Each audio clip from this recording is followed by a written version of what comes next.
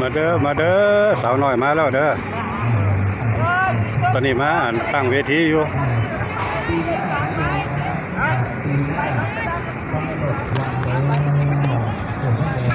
มาอยู่หน้าเวทีแล้วตอนนี้ทีมงานเอาไปตรวจเสียงได้วันละปีหน้าได้ปี2570แบบปี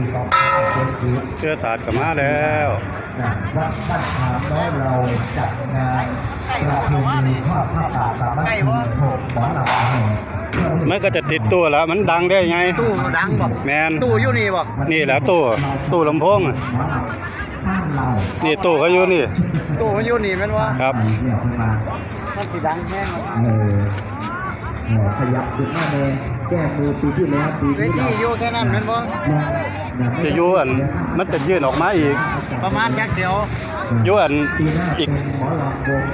อีกแถวนึงจะอยู่อันหน้าตู้นี่แหละแล้วก็มีอันแคทวอล์กยาวออกมาอีก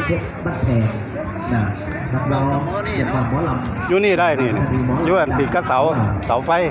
ตอนนี้ก็เป็นกระแสเลยว่าหมอลำกระแสหมอลำดาราปีศาจที่เกิดขึ้นมาตอนนี้ทำบุญ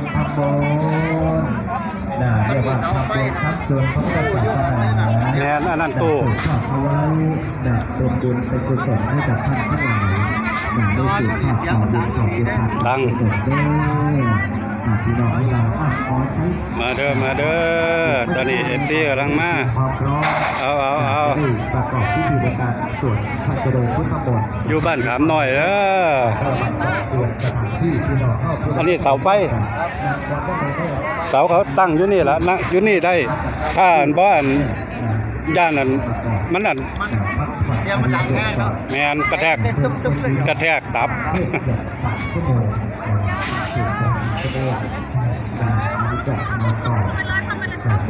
แดดก็ฮ้อนวันนี้แดดฮ้อนบ่มีฝนมาบัด140ให้ญาติโยมได้ทำบุญอยากได้ทำบุญก็ต้องทำให้ถูก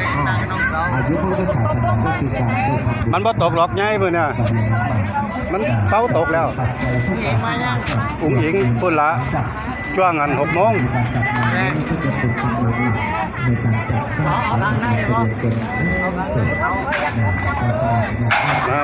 มา